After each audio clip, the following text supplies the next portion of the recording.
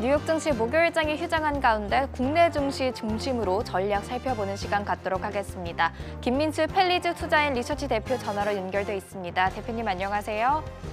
네, 안녕하십니까. 네, 왕이 중국 국무위원 겸 외교부장이 시진핑 중국 국가주석의 방한은 우리나라가 코로나19를 완전히 통제할 때 성사될 수 있다고 밝히면서 사실상 올해 안에 시 주석의 방한이 어렵다는 뜻을 시사했습니다.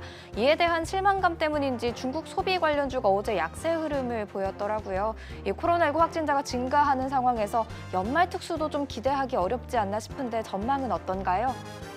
네, 지난번에도 한번 잠깐 언급은 드렸습니다. 네.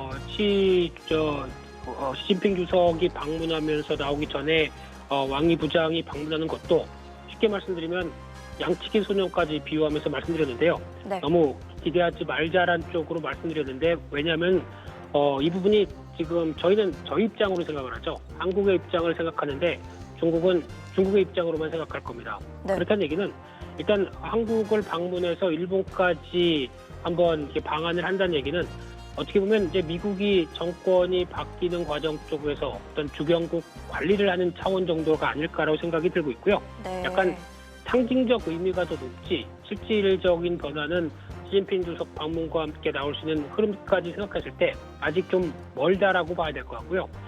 그런 측면으로 보게 되면은 어떤 국제 역학적인 관계 쪽에서 관리를 해야겠다는 입장 쪽에서만 무게를 주는 게 더 좋지 않을까 싶습니다. 그러다 보니까 와서 특별히 할 얘기도 별로 없었을 것 같고요. 네. 그런 쪽에서 봤었을 때 일단 지금은 그에 따라서 중국 소비주가 아무래도 어제 혹시나 하고 했던 부분들이 크게 영향을 받지 않았다고 하더라도 너무 실망하지 않으셨으면 좋겠습니다.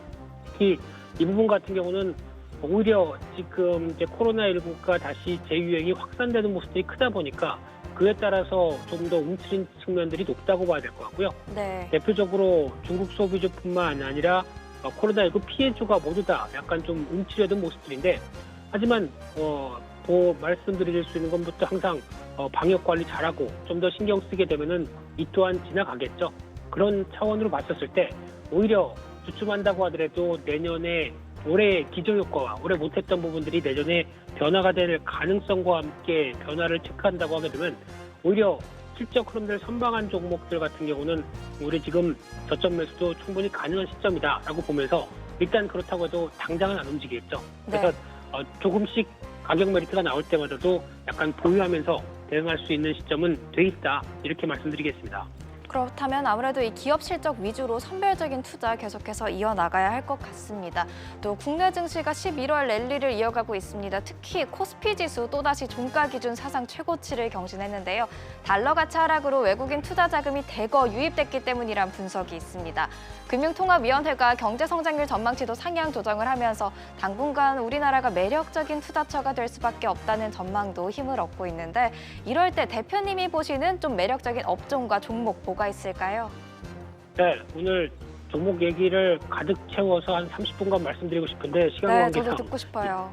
네, 그러진 못할 상황이어서요. 근데 가장 중요한 부분들은 일단 요즘 대형주를 갖고 계신 분하고 중소형주 쪽에 포트를 갖고 계신 분들의 명암이 좀 차이가 있습니다. 네. 그럼에도 불구하고 낙수 효과 같은 즉 중소형주에 대한 기대감은 아마 내년 1월 효과와 함께 또 이어질 수가 있기 때문에 지금은 너무 실망하지 말자라고 말씀드리고 싶고요. 네. 가장 먼저는 반도체 2차 전지 쪽이 시장을 주도했기 때문에 그럼에도 불구하고 관련된 밸류체인 업체나 낙수 효과를 볼 만한 중소형주들은 그렇게 크게 안 움직였습니다. 기회라고 봐야 되겠죠. 그래서 관련돼서 특히 반도체 같은 경우는 비메모리 반도체 쪽 그리고 또 2차 전지 관련된 쪽은 소재 관련된 쪽에 대한 흐름들은 꾸준히 좋을 수가 있기 때문에 관련된 종목들 찾아보는 것도 나쁘지 않다고 봐야 될 것 같고요. 게다가 또 경기 민감 섹터입니다. 이쪽은 지금 벌써부터 들썩이긴 하는데 대표적으로 경기가 회복되기 시작하면서 수요가 살아나고 최근에 어떤 스프레드라고 하는 즉 그런 원자재 가격들이 올라오면서 제품 가격까지 올릴 수 있는 이런 변화가 가장 이상적인데 이런 섹터가 나오는 대표적인 흐름들이 철강, 화학이라고 봐야 되겠죠. 네. 이런 쪽에 대한 기대감은 높기 때문에 관련된 쪽의 종목들 최근에 올랐다고 하더라도 어느 정도 실적의 변화가 꾸준히 내년까지도 담보돼 있다라고 그러면 계속 관심 있게 보는 게 맞다고 봐야 될 것 같고요. 게다가 또 건설 쪽이죠. 누누이 강조드리지만 내년에 대한 건설 섹터는 상당히 빛을 발할 가능성이 높습니다. 네. 최근에 나오고 있는 지표들을 보게 되면 저점에서 턴하는 모습들, 특히 미분양이 급감하다 보니까 당연히 공급이 확대될 수밖에 없다. 이 명제만 가지고도 건설 업종을 설명할 수 있기 때문에 저평가가 충분히 발휘가 될 수 있다는 관점 쪽에서 건설주, 건자재 관련된 시멘트, 페인트 모두 다 마찬가지겠죠. 이쪽도 기회 요인들이 많다라고 보셨으면 좋겠고요.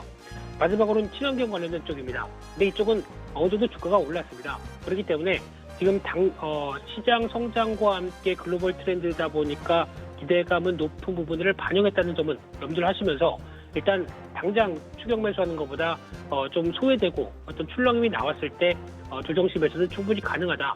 이렇게 정리해서 말씀드리겠습니다. 네, 업종별 전략까지 살펴봤습니다. 지금까지 김민수 펠리즈 투자인 리서치 대표와 이야기 나눠봤습니다. 대표님, 오늘 말씀 감사합니다. 네, 감사합니다.